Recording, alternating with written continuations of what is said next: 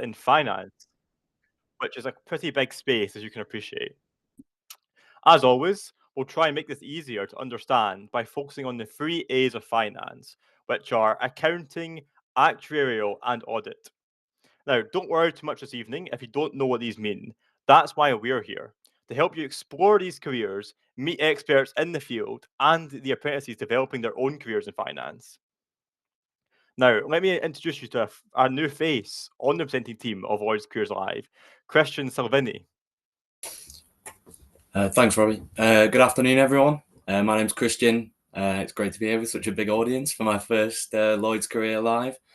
And as Robbie said, when you think about careers in finance, sometimes that's quite broad and quite difficult to understand. So tonight we're going to break that down into the accountancy, actuarial, and audit career pathways to hopefully help you get a better understanding of what they all have in common, what are the differences, and help you decide for yourself which pathway might suit you best. We've got a great set of guests tonight from across the bank to bring this all to life. And apprenticeships can be a great way for people to develop their career, whether it's immediately after leaving school, which is what I did, or during your working life. They're a flexible way of combining learning and the practical learning at the same time. Now, almost everyone you'll hear from this evening, including both myself and Christian, have been an apprentice at some point in their careers. I left school and joined on our level 6 financial services professional apprenticeship, which is a bachelor's equivalent, which gives me a chartered banker qualification alongside having experience working for our commercial banking teams. Yeah, and myself, I joined the bank 2.5 years ago, having actually dropped out of university. So an apprenticeship was a great opportunity for me to get straight into the working world. I study the accountancy qualification, so very relevant for tonight. I work in finance, and the rotations have really sort of enabled me to get a broad understanding of finance in quite a short space of time as well, which is one of the benefits. Yeah, very relevant question, your apprenticeship to tonight's Lloyds Careers Live. Now, before we get started, let's make sure you know how to use the Zoom functionalities. Can everyone type in chat, letting us know where you're from?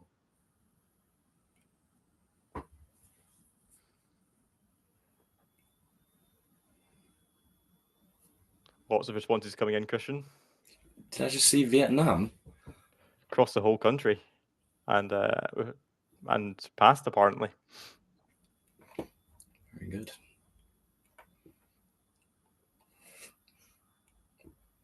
Lots of responses coming in. I'm gonna break the Zoom functionality. Yeah, I can see London, I can see Edinburgh, Perth, I can see India. Sheffield, Halifax, So Coventry, Sweden in there as Watford. well. Quite a few.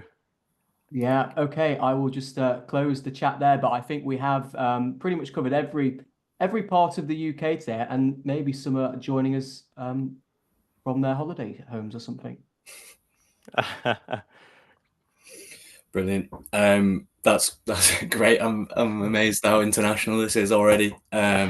So we're gonna try the poll functionality now. So the first one is, on a scale of 1 to 5, to what extent do you feel confident in understanding careers in finance? 1 being knowing nothing at all, and 5, you're an expert and know considerably more than myself and Robbie. Yeah, coming here to take our jobs, Christian. Yeah. Lots of responses flooding in. Looks like we're leaning more towards the middle, but some experts in the audience. That's good. Well, I can see around 78% of you have voted, so I'll just keep it open for 30 more seconds. And I will end the poll there. Yep, okay, so 80% of you have voted now, so I'm going to end the poll there, and I can see that it's quite a mixed result. Yeah, quite a mixed result indeed, Dan. Hopefully by the end of this evening we can get those numbers up a little bit with the expert guests and the apprentices we do have joining us. Now on to our second poll. On a scale of 1 to 5, to what extent do you believe Lloyds is your preferred choice for employer? Now, with this poll, we do just want you to be honest. We're not peeking at everyone's answers. It just helps us understand how well we're doing in terms of promoting our careers and what we can do to grow your career as well. So if you're curious but not convinced, perhaps that's a 1. If you're absolutely convinced Lloyd's the right place for you, you would love a job with us, then you might be leaning more towards a 5. Looking largely similar to the first poll. Before joining the company, Cristian, where do you think you would have answered for this one? Maybe like a 2 or a 3, if I was being honest. Yeah, I would say the same. I'd say, you know, maybe a 3 and in the middle. It's hard to say before you join a company if you're truly comfortable with the right place for you. And I can see we're at about the 70% mark again there. So I will end the poll there and share the results. Thanks very much, Dan. Yeah, so we're going to come back to these later, and hopefully, as Robbie says, we'll get those numbers up towards the higher end of the scale. And as Robbie kind of alluded to there, at Lloyds, we consider ourselves a very inclusive employer in everything we do. So as Michelle mentioned, I think you can enable like the closed caption functionality at the bottom as well. If you're struggling to understand mine or Robbie's accent, that might help. And if you'd like more time to consider the content, then that's really helpful. And the webinar recording will be available on the Lloyds Early Careers YouTube channel tomorrow. So you can rewatch it all there again, just in case the first time wasn't enough. And from time to time, we will be opening up the Q&As in the chat. But I can see that everyone's familiar with how to use the chat function, so that shouldn't be an issue. My colleague Ian will be doing his best to answer as many of these questions as possible. So yeah, good luck to you, Ian, with the amount of responses that will be flowing in. We do, however, encourage you to relax into the show and listen carefully. We'll be trying to give out lots of very important information this evening that will help you understand a bit more about the industry. And you can miss this at times if you are too busy thinking of questions. Now, on that subject, we're going to welcome our first important guest to the show, Sharon Morgan, who is our Apprenticeship Development Manager for Lloyds Banking Group, and also conveniently is the person in control of my apprenticeship scheme. It's true. And it's another accent. We're now introducing a Welsh accent as well. So There we go. covering all parts of the country, Robbie. It's true. We're a very diverse group of individuals at Lloyds Absolutely. Banking Group, Sharon. So, Sharon, we've talked a lot about apprenticeships, but I think it'd be helpful if you to start off and tell us what an apprenticeship is, just so we're all on the same page. Absolutely. So first of all, thanks to Robbie and Cristian for a fantastic start to the call this evening. And it's great to see so many young people on the call interested in finding out about careers at Lloyds Banking Group. And as you've already said, Ian is attempting his best at answering in the Q&A.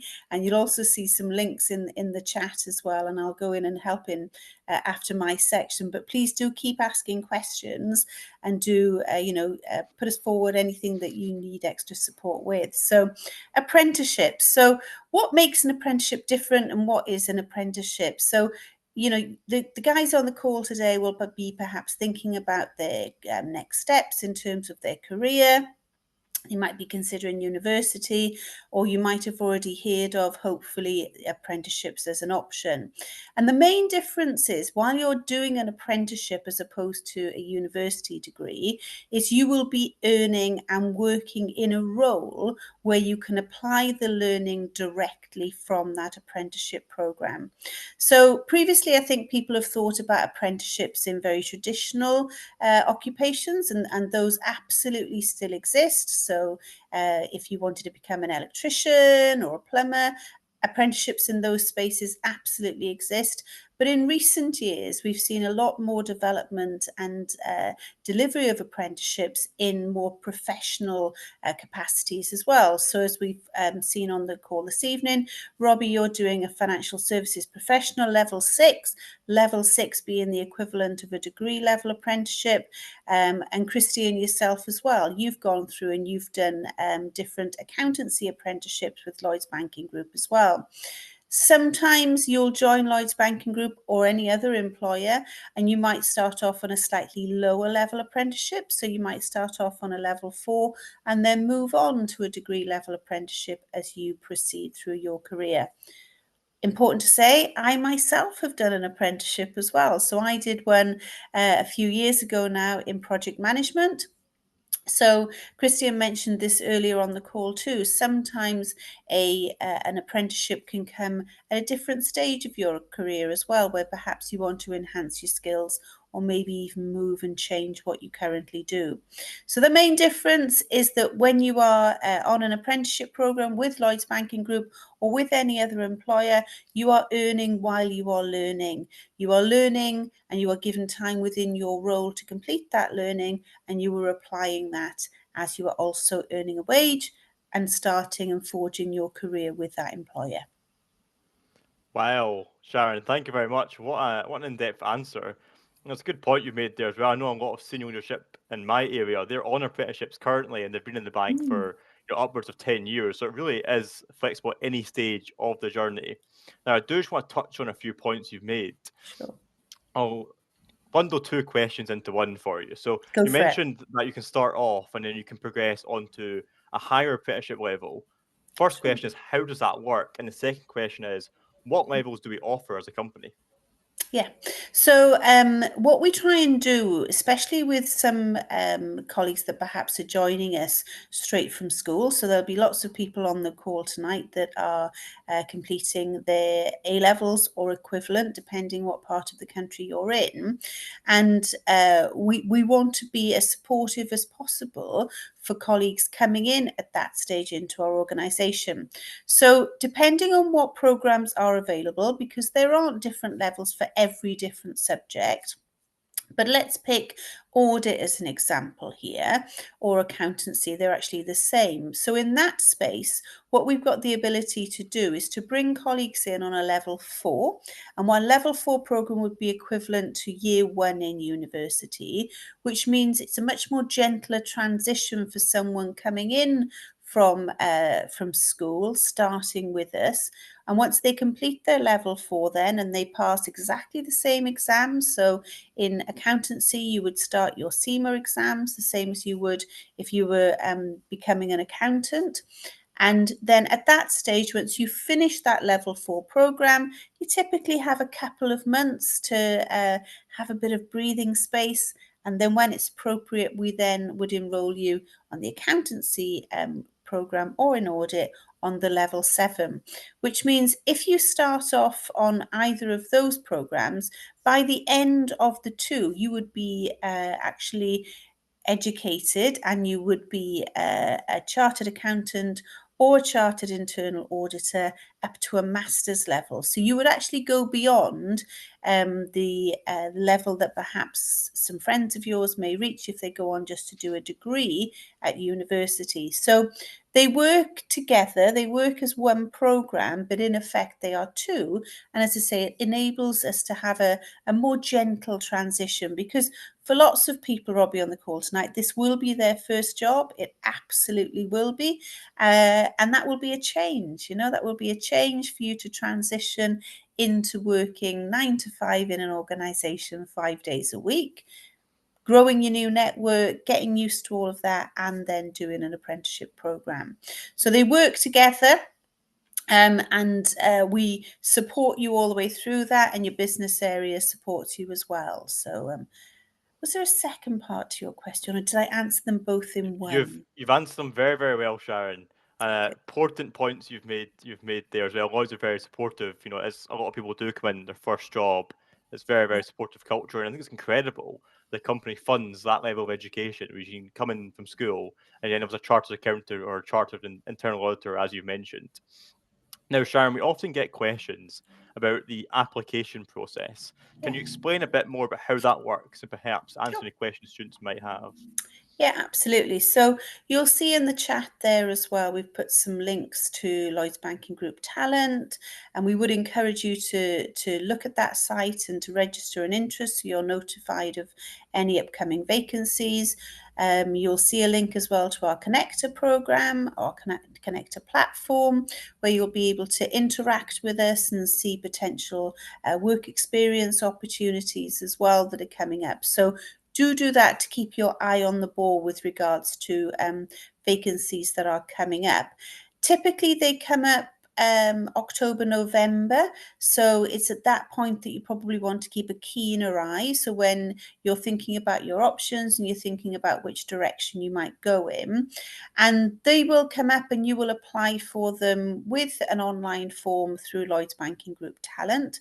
Then, depending on what your answers, so you obviously will do a selection process, which will involve some computer-based activities, some testing, etc. So just check that you are meeting minimum requirements that we need to be able to employ you, but also within that role. We do absolutely recruit on strengths. So we know that you won't have the work experience of someone that's 10 years older if you are coming out of school and you are completing your A-levels or equivalent, depending on where you live. So it's about your strengths. It's about talking about your experience. So it may be that you can't talk about something work-based, but maybe you've led a small project in school or you've done some charity work and you can talk about that. So you apply online, you will do some online assessments. Then if you are successful at that stage, you would be then invited to an assessment centre. That assessment centre could be online or it could be face-to-face. Depending on the business unit and depending on the role, they can do either.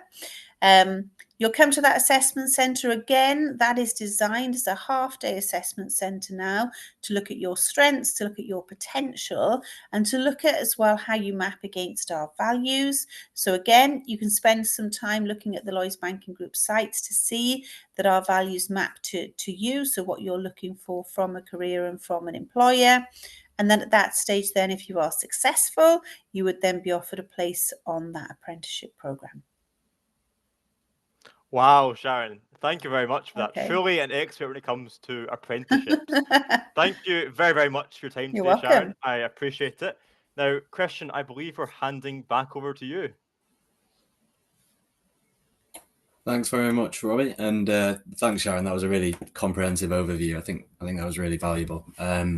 So, for our next guest, we're going to cover the first of the sort of big 3As that got mentioned at the start, and we're going to have a look at audit first. So, I would like to welcome Brooke and Jennifer to the stage, if possible. Hopefully, the Zoom allows for that. Hi, Christian. Hi there, Brooke. So I'm going to start with you, Brooke, actually, as well, if that's okay. Do you maybe just want to tell us a little bit about the job that you do in audit and how you got into it? Yeah, absolutely. First of all, thank you so much for having me. I work in the group audit function. My role is the head of audit for model risk. So we look after the quantitative models across Lloyds Banking Group, including actuarial and AI models. So our job is to provide the board and the audit committee assurances that model risk controls within the group are designed and operating effectively. Okay, quite a technical area, and I like the sound of that. Jennifer, what attracted you to this particular area when you were looking at apprenticeships? Yeah, so when I was looking at apprenticeships, one thing that attracted me to the audit one in particular is that the apprenticeship scheme kind of offered me the opportunity to rotate around different teams within audit. So I'm getting to learn about a variety of different processes and risks, and you get kind of a helicopter view rather than focusing on one individual process. Yeah, those rotations are definitely key, and I know for a fact that the audit apprenticeship is an extremely tightly run ship, so I think you're in safe hands there.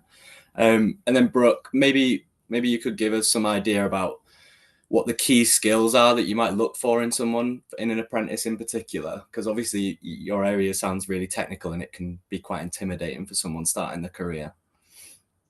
Yeah, I think a lot of the skill sets we need are communication, being highly analytical and having a lot of attention to details. But a lot of these will come with your work experience. So as a very starting point, we need people who are just keen to learn, because every audit can be on a different topic, on a different risk. So you need to be always up for a steep learning curve. You need to be agile. What and how we audit will depend on the processes, the risks, and the people that we deal with. So you need to be agile and adaptable. And we definitely need people who are curious so that they can ask the right questions and make the right observations. Yeah, that's a really good point as well. And that adaptability, I think, is probably the most fundamental part of an apprenticeship. And Jennifer, I'm sure you'd agree, you have to be quite adaptable with the studying. So what qualification are you studying towards, and how do you find that working with alongside the full-time employment? Yeah, so as mentioned, Audit completes kind of two parts of the apprenticeship, the level 4 and the level 7. So I've now completed my level 4, and I was able to achieve a certificate in internal audit and business risk, and then also an internal audit practitioner qualification. I'm now currently studying towards my level 7, which is a master's in internal audit management and consultancy, but will also be a certified internal auditor and a chartered internal auditor by the end of it. So you do get a lot of qualifications. In terms of sort of like the challenges, I do think it can be challenging at times to have kind of a good work-life balance and also studying. And I think it's really important to it's very important for you to manage your time effectively, but that's nothing to kind of worry about because Lloyds is extremely supportive.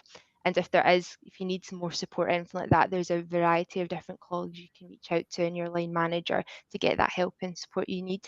But I think a lot of the learning that you are doing to achieve your qualifications, you're able to implement within your work, so you can see the correlation, which is really helpful. Very good, thank you, and congratulations on the level 4 as well. I know how much work goes into that, so well done, and I hope your level 7 goes well. And then maybe finally, Brooke, you mentioned your team kind of is responsible for some AI models and stuff, and obviously that is an emerging technology and quite prevalent at the moment within Lloyds particularly. Do you find that the skills that are needed in audit are shifting in line with that maybe? Yeah, definitely. I think traditionally people have associated auditors with accountants, but I think with advances in technology and involving risks in the business, we're needing a much broader, diverse set of skill sets, such as skills in IT and cybersecurity, data analytics, in my case, modeling, or in the geeky sense, not in the catwalk sense, but grasping evolving risk as well, such as you mentioned, AI and climate risk. Okay, brilliant. We've probably got time for one more question for Jennifer in the interest of balance. Yeah, so as Sharon mentioned, our audience this evening are mostly going to be looking at starting their career through an apprenticeship. What do you think your advice would be to anyone who's exploring that avenue at the moment, Jennifer? Yeah, I think it's definitely a great opportunity, like I mentioned, to learn and implement your learning. My piece of advice, I think, would definitely be curious and ask lots of questions. You're there to learn and gain that knowledge. So I'd ask loads of different questions and really just show that sort of enthusiasm and willingness to learn in the area that you're interested in. Brilliant. Lovely rounded sales pitch for audit apprenticeships there. Thank you both. That was really, really useful. And again, good luck, Jennifer, on your level 7 studies. Thank you. Robbie, do you want to hand back over to you, mate? Well, thank you, Jennifer and Brooke. Fantastic guests we've got this evening, and Cristian, well hosted. Now we're going to welcome Luke and Yusuf to the stage. So 2 other guests from our company. Luke and Yusuf, are you there? Yeah. Hey, Robbie. Hi, Luke. Hi there. Hello, Yusuf. So perhaps let's just start off by giving yourselves a bit of an introduction. So Luke, do you want to go first? Tell us a bit about what your role is and what impact the team you're in has on the company as a whole. Sure, yeah. So hi, everyone. It's great to be here. So certainly in kind of larger organisations, finance can get a little bit kind of more kind of specialised. That's just sort of the nature of where we are. But where I kind of sit within that is something called Group Corporate Treasury, and that's really the way to sort of think about it, just sort of the internal bank to Lloyds Bank. So the kind of things we do are looking after kind of funding and liquidity, so that's making sure that everyone, all customers like you and me, can get access to cash as we need it. We've got things around sort of capital management, so how can we manage the group's equity to sort of grow the business as we need to, and still comply with kind of regulatory requirements, and things around kind of risk management. So how do we look to protect the bank from losses and that kind of thing.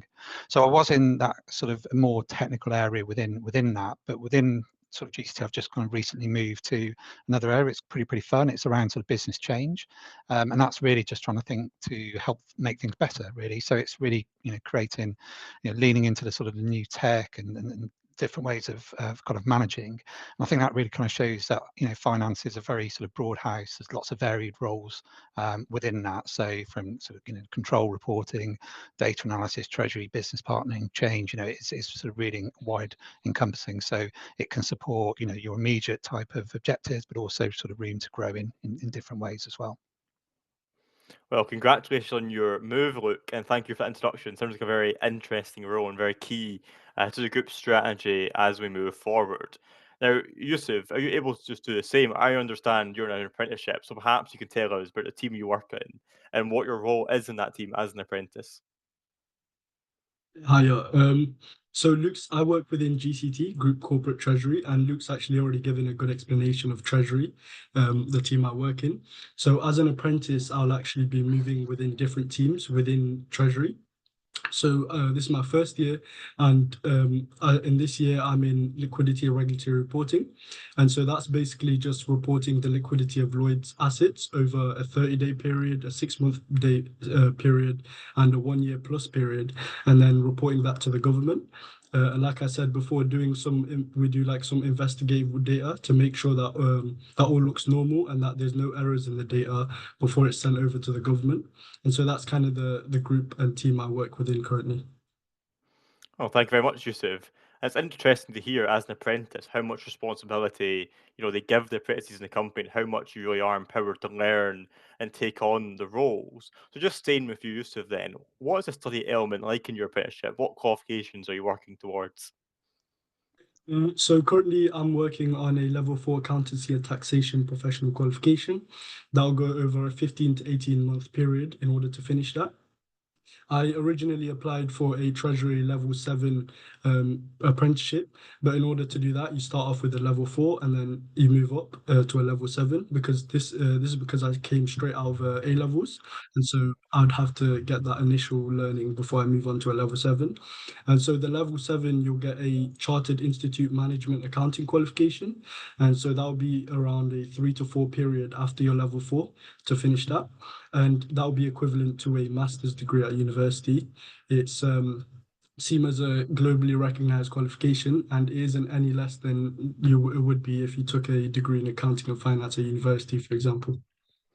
Wow, and what a broad spectrum of qualifications we have on the call from the apprentices we've got.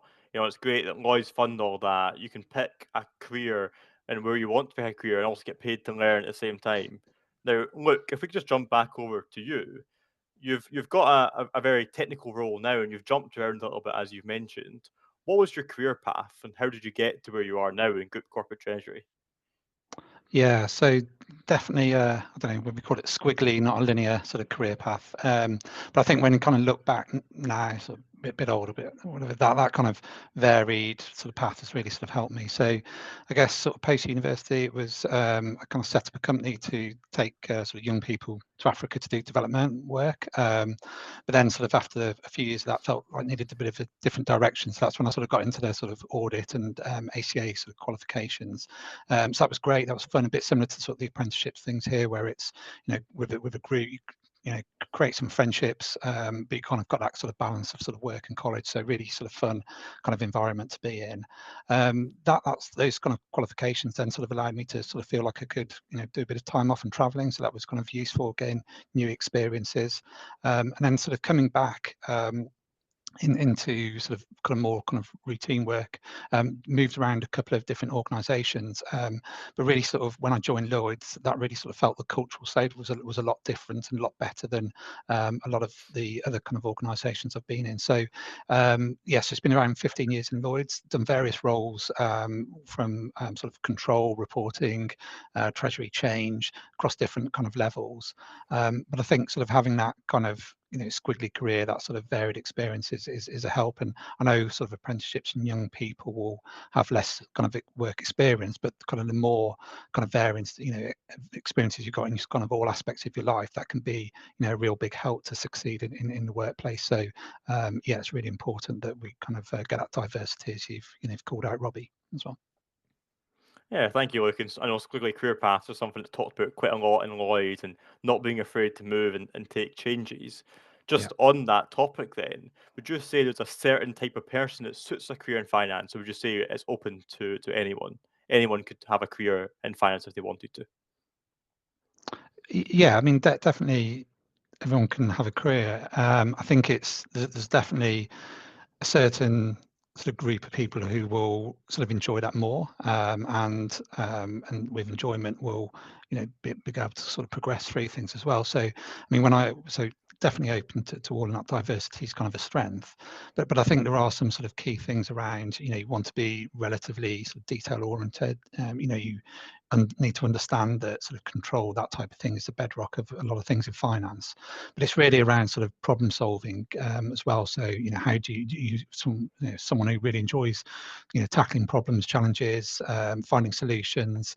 Often in finance, you're not sort of given the answer, you need to kind of work things out yourself. The analytical thinking as well, and just being able to sort of communicate well with people to convey often sort of complex kind of messages. So yeah, open to everyone, but for people who are like that kind of thing, it's definitely sort of a career that you want to sort of develop in. Perfect. Well, thank you, Luke. One more question for yourself before we move back over to Yusuf for some final remarks. What sort of skills would you be looking for in an apprentice if you were hiring one in the area where you sit? Yeah, sure. And it's very similar to the kind of things that Brooke mentioned in Audit as well. It's overlaps there, and the type of environment that we're working in is very, very similar. So yeah, kind of numeracy things. You want to be able to have that sort of kind of strong background, some idea of or proficiency in sort of IT or tech is good, or just an enthusiasm to be able to show that you're able to kind of build in that kind of space. As Brooke said, the kind of the AI and automation things are sort of hitting us all. So having sort of an appetite around that's really there.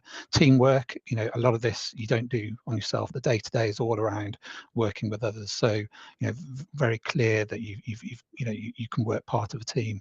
And probably the last thing is just a real sort of appetite to understand the business, understand if you're going to come into Lloyds banking group, understand what we are, how do we kind of work with customers, how do we support sort of customers, what kind of products and services. So just an understanding and an appetite to want to be part of the organisation that you're in is something that we would kind of be looking for as well.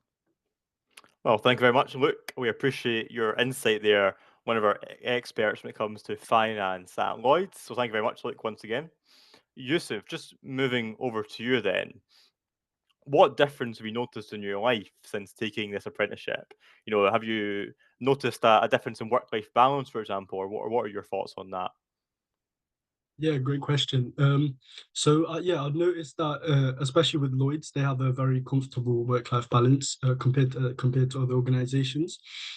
I've noticed that since A levels, I've needed to be like critically more organized and improve my time management skills, and I think I have done so far.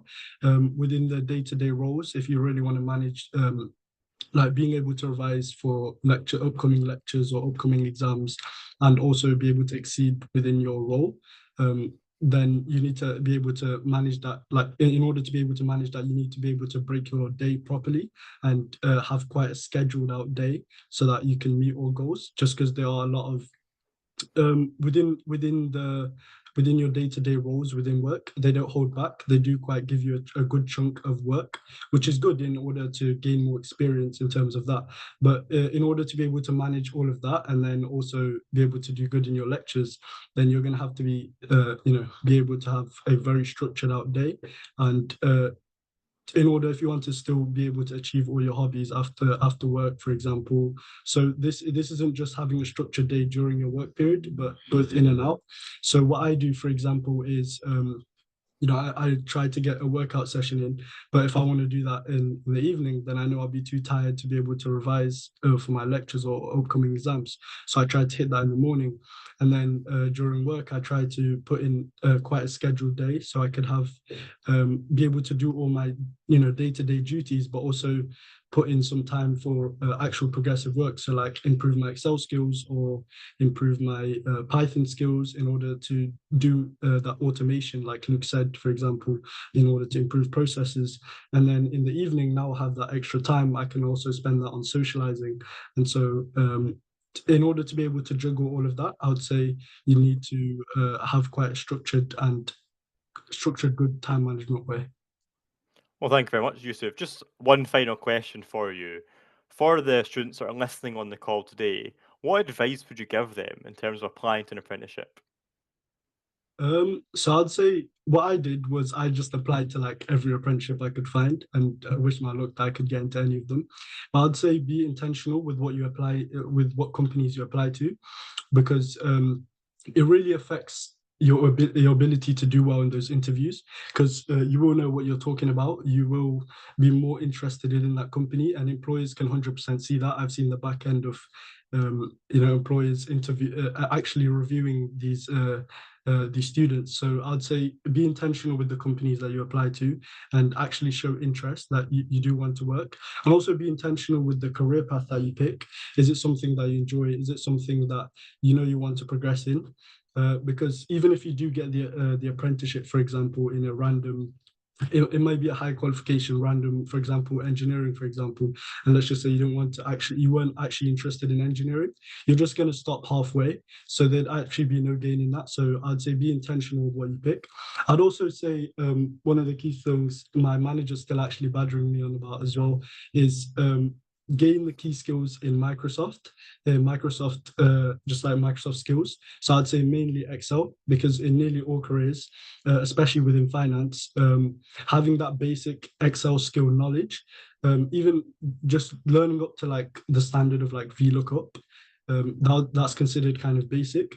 And because Excel is used within nearly all processes, and so having that basic, at least basic Excel and Microsoft Office knowledge is going to take you a lot longer and a lot further. It will allow you to improve a lot of those processes and actually show to your manager that you've got the skills to grow, basically. So I'd say build your skills on that as well. Well, thank you, Yusuf, and thank you, Luke, as well. Both different perspectives, but very valuable perspectives to have. So thank you very much once again. Cristian, it's back over to you.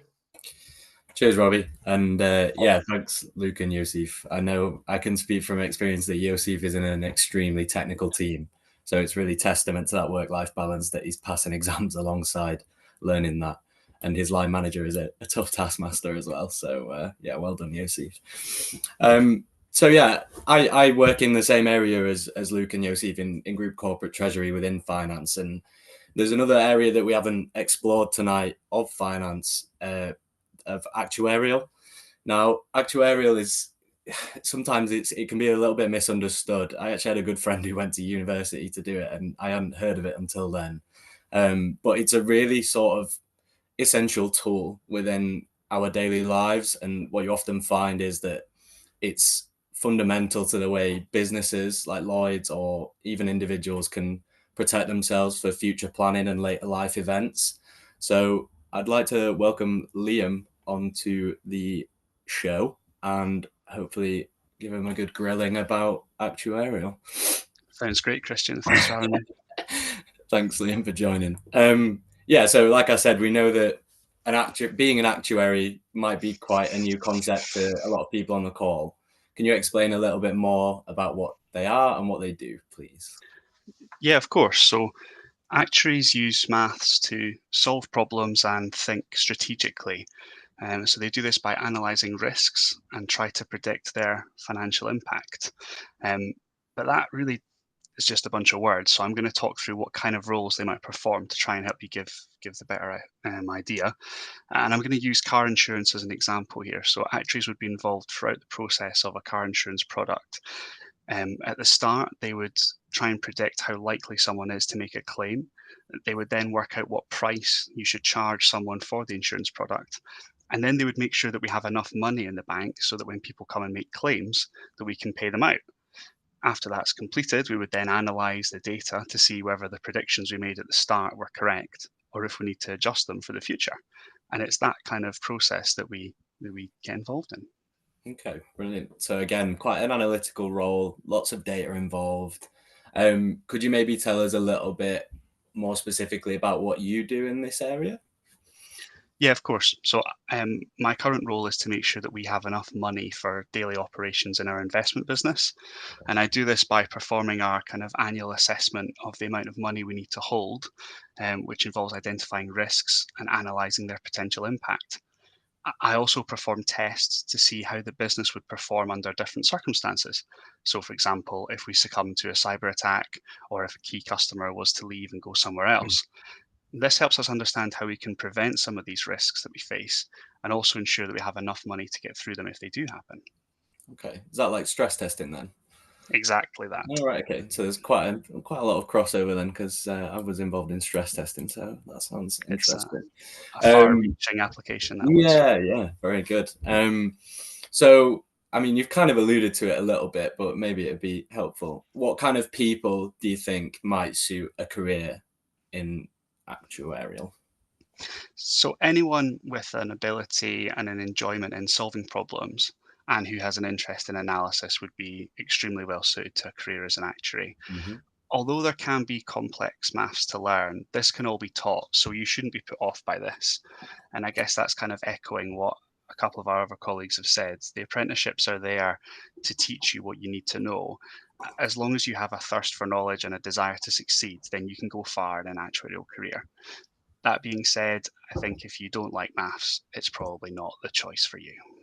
Okay, brilliant. It's good to have that honesty. I think we're seeing though across the board that this problem solving and curious nature is really critical for a career in finance. Even if maybe in actuarial it's a little bit more mathematically involved. So how could someone who's on the call today, we've got 1,800 people on the call, if they're curious about exploring actuarial as an area, how can they learn more or be better prepared for something that is quite technically involved for a career? So I would recommend going onto the kind of governing body's website, which is the Institute and Faculty of Actuaries. So they have some great resources for people who are interested in learning more about what actuaries do and where they work. They have lots of short videos where you can hear from people in the profession, as well as information you can read and some useful links to other websites. They also have lots of information about how to become an actuary and the various routes you can take through the exams, which includes actuarial apprenticeships. So some really good info there, and you can kind of hear from other people how they've got through the exams, how they found the process, what they think about their career. So it's a really great way to do it, because I know that it's quite a niche career, so not everyone might know an actuary they can go and talk to. So that resource is there. If you type into Google, what is an actuary, the IFOA should be the top result. Brilliant, thank you. And yeah, that's probably worth reinforcing actually, that the exams can appear intimidating, when you look on the governing body's website, but the whole point of the apprenticeship is to sort of guide you through them. So yeah, that's a really good point you made there. And then finally, actually, this is probably relevant again across the board, but do you find that the skills that you need are changing, or that you're having to adapt to the modern environment as an actuary? Yeah, I think so. There's been quite a lot of change in recent years. I think traditionally actuaries were very focused in working in a couple of areas, so life insurance and pensions, and they performed quite well-defined roles. However, as data science becomes more widely understood, actuaries are now getting involved in a much wider spectrum of work where their ability to analyze risk can be useful in broader fields. So I would say it's very key to have a wider business understanding, which maybe wasn't so key before.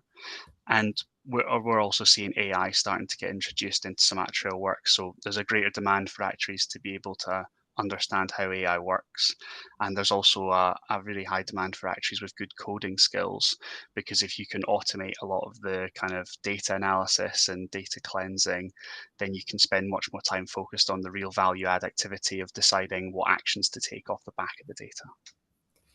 Brilliant. Thank you. Thanks, Liam. Yeah, I think it would have been remiss of me to not get every guest to mention AI at some point, given how much we talk about it. Brilliant. Thanks, Liam. And yeah, you've really shone some light there for me personally on an area that I didn't know much about. So that's been really helpful. Thank you.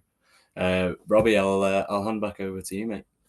Well, thank you, Liam, and I second that, Christian. It's an area that I wasn't too familiar with too, but I feel like I know more. My score would definitely be going up in that poll if it was to be asked again now as well. So we hope tonight's show has helped to break down some of the careers in finance, it can be quite a tricky industry at times to understand. So between all our experts and our apprentices, we're hoping that we can show you a pathway can be found there if you're a passion for a career in finance. As well as Careers Live, we try and support over 100,000 people every year to find their next step. I know in the chat I've seen some questions about work experience, and to answer those, I'd like to bring Dan on from Young Professionals to talk about an upcoming opportunity of work experience this spring. Dan, are you there? Yeah, I'm here. Hi, Robbie, and hi, everyone Hi, again. Dan. Well, look, really, really great session, and thanks so much to everyone sharing their insights into the world of finance at Lloyds Banking Group. And as I mentioned at the start of the session, we are going to be running 2 really fantastic virtual work experience days with Lloyds Banking Group. They're going to be 2 whole-day events, fully interactive online with projects and workshops. And we're really, really excited that we've got one which is going to be all around business, and you're going to be doing some business projects. You're going to be learning more about the assessment center processes.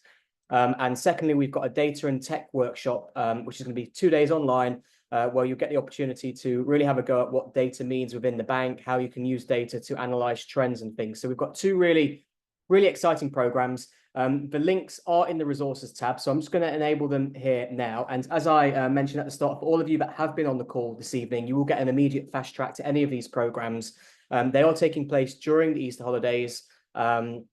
So you should be at home, or maybe you're basically not going to be in school. So it won't impact any of your school lessons or university lessons. So really, really great opportunity to get a whole 2 days full experience with Lloyds Banking Group, really find out a little bit more about who they are as a business, but also something really great to put on your CVs. I'm going to be hosting it myself with the team at Lloyds Banking Group, and we hope to see you on those sessions towards the end. I guess throughout the Easter break. But that's it from myself. I guess I'll hand back to yourself, Robbie, or am I playing the video?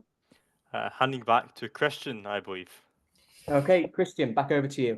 Thanks, Dan. So that sounds like a really great opportunity, and I'd encourage anyone on the call who's able to attend that.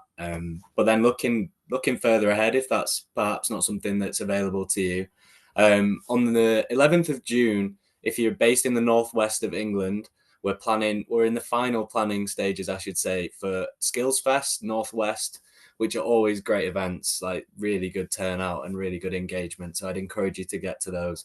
So we open the doors for you to come into our sites at the Manchester and Chester offices to meet apprentices and career experts again, and try your hand at different activities to help you hopefully understand a bit more about careers in Lloyds Banking Group. I attended one in Leeds last year, and it was a really fulfilling day, and I think everyone got a lot out of it. So I can highly recommend those. Additionally, keep an eye on our Eventbrite page, which is where tickets will be released.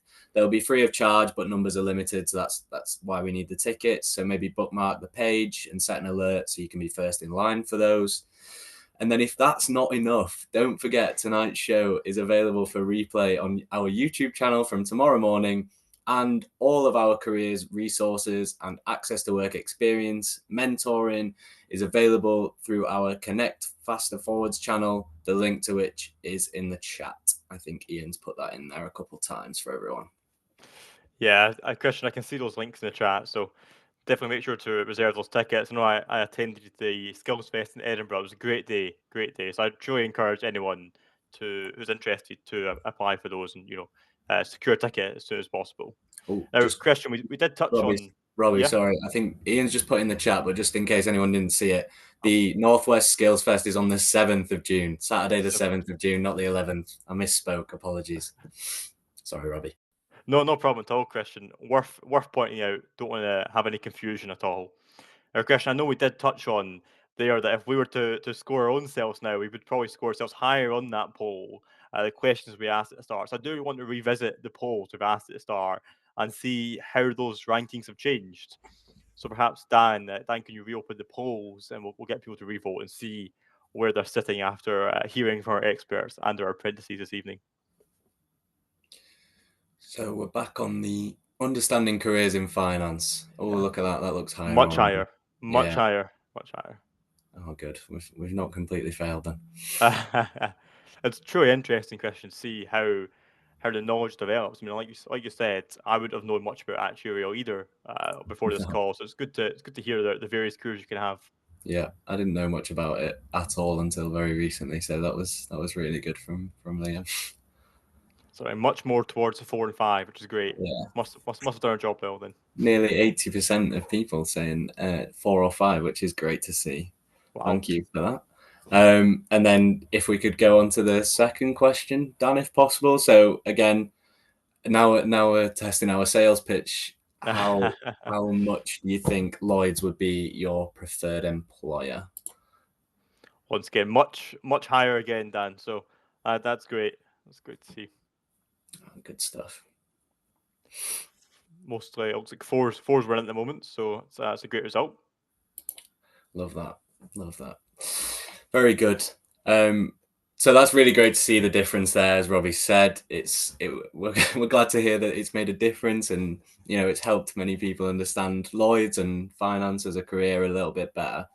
So thank you very much for your engagement and all your questions. I've seen Ian frantically typing responses to those, so I'm sure he's ready for a lie down now. But don't forget to register with our Faster Forwards platform for more careers advice. And if you need to watch the replay of this, I would encourage you to do so. And that should be available on our YouTube channel tomorrow.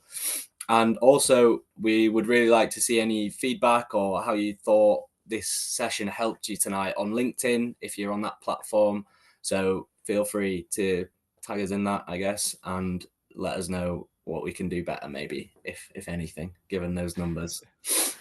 Yeah, feel free to tag myself and Dan on there as well, and follow the people on the call.